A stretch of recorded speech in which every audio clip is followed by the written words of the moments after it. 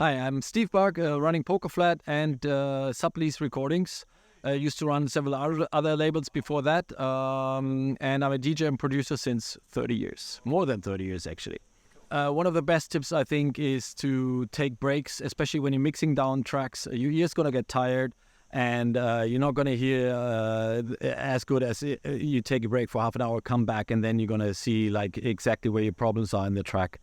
Definitely take breaks. Tip number 2, if you want to break through as an artist, I think best way to do it today, get together with other people, found a label or found a small group of artists, that has the similar vision, and you're all going to profit from the others, and you already have a strong group that are able to push the same thing.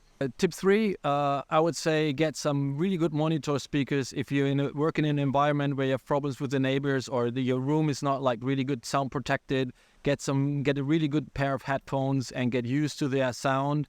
Your mix is gonna definitely sound better after that. Hiya, I'm Denney. I'm a DJ and producer from the UK, and I've released on many labels, independent and major, and I have my own label called Totemic Records. I produce under a few different aliases as well, across different genres of music.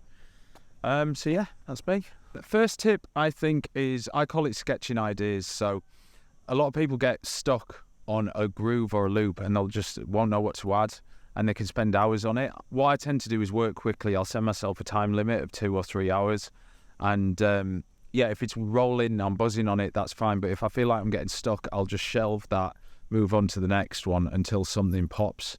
You can always go back to the idea and there might be something you can pull out of it. But yeah, just try and keep it fresh and exciting. I think that's the main thing. Tip 2, so a lot of people struggle with arrangement. Now, what a good thing to do is maybe get 3 or 4 tracks that you're really into and just have a look at the structure of them. A lot of people seem to struggle with building an intro and an outro. What you've got to remember, especially with dance music, is these are going to be club records and DJs are going to be playing them, so you need to give that space to be able to mix in and out.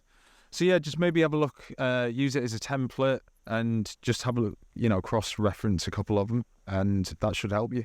Tip 3, okay, you need to simplify your process. So don't get caught up and keep thinking you need to keep adding sounds to make the track more exciting. Sometimes what you can do is actually take elements away, use filters, use automation, and then bring elements back in, and you can create the same impact without bringing in lots of new elements. It can get a bit confusing. If you get a load of really good sounds and make them sound as good as you can, that can be enough with a record. So just have that in mind. Make sure the track's sounding full, but you don't have to overfill it.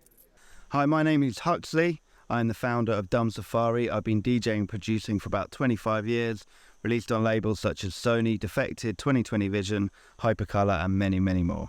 Tip 1, make sure you surround yourself with a good group of people whose feedback you really appreciate and aren't just going to blow smoke up your ass. There's no point in your mates telling you how good it is if actually you need to hear some constructive criticism.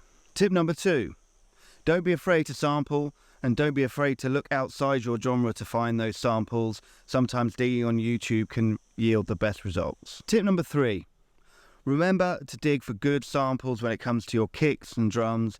It's better to start with something good than try and spend hours polishing a turd.